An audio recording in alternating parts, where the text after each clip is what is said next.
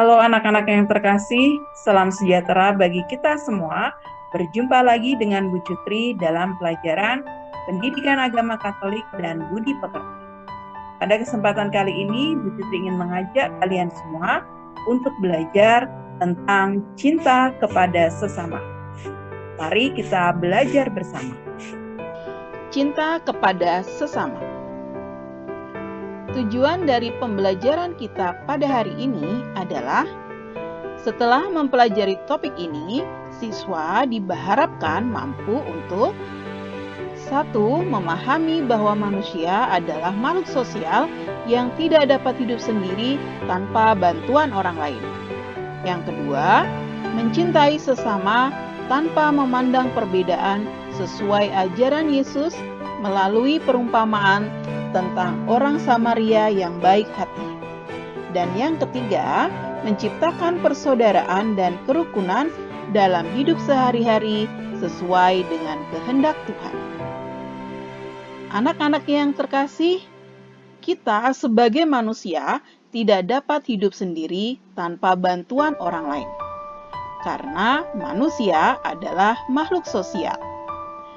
Dalam kehidupan sehari, kita selalu membutuhkan orang lain. Orang lain di sekitar kita adalah sesama kita, yaitu ayah, ibu, saudara, teman-teman, dan orang lain yang membantu serta membutuhkan kita. Yesus mengingatkan bahwa sesama kita adalah semua orang.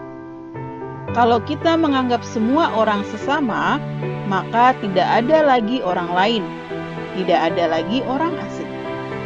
Kalau tidak ada orang lain dan orang asing, berarti kita semua adalah saudara.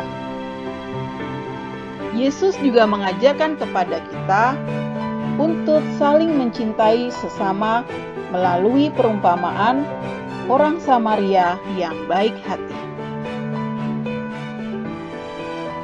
Kisah orang Samaria yang baik hati adalah sebagai berikut.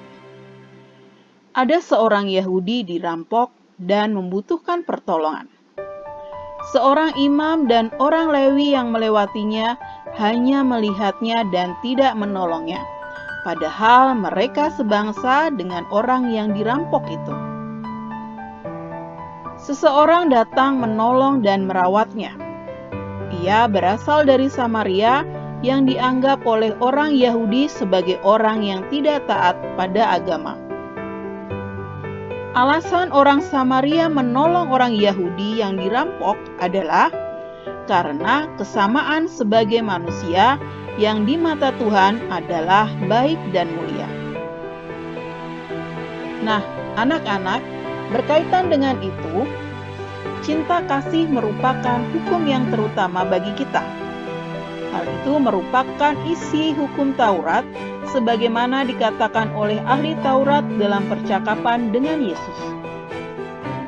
Kasihilah Tuhan Allahmu dengan segenap hatimu dan dengan segenap jiwamu dan dengan segenap kekuatanmu dan dengan segenap akal budimu, dan kasihilah sesamamu manusia seperti dirimu sendiri. Hal tersebut tertulis dalam Injil Lukas bab 10 ayat 27. Dalam gereja Katolik, kita memiliki 7 karya belas kasih jasmani yang terdiri dari 1. Memberi makan kepada orang yang lapar.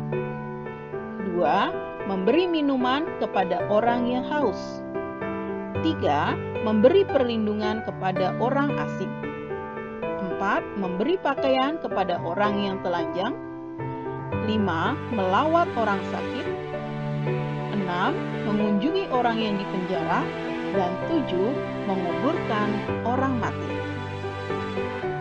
Tuhan Yesus mengajarkan kepada kita untuk mencintai siapapun tanpa pamrih, menolong dengan ikhlas, tidak mengharap imbalan, tidak mengharap balas budi, tidak mengharapkan dikenang, dan tidak mengharap mendapat nama baik. Untuk itu, marilah kita bersikap seperti orang Samaria yang mau mencintai semua orang agar tercipta persaudaraan dan kerukunan. Demikianlah pembelajaran agama Katolik pada hari ini. Sampai berjumpa lagi pada pertemuan berikutnya. Salam sejahtera, Tuhan memberkati.